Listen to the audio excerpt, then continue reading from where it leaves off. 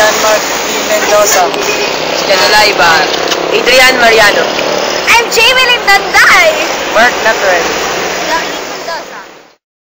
Sa pindutan. Ano nga ba ang monopolyo at monopsonyo?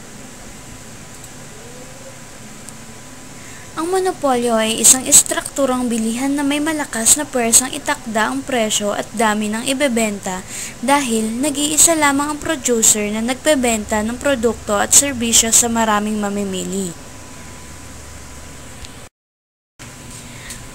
Monopsonyo, ang kabaliktaran ng monopolyo.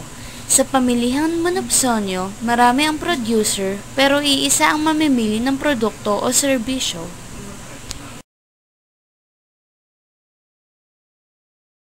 Anong ibig ba?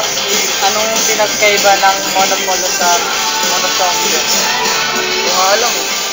Pagkakaintindi niyo sa monopolyo at monopsonyo.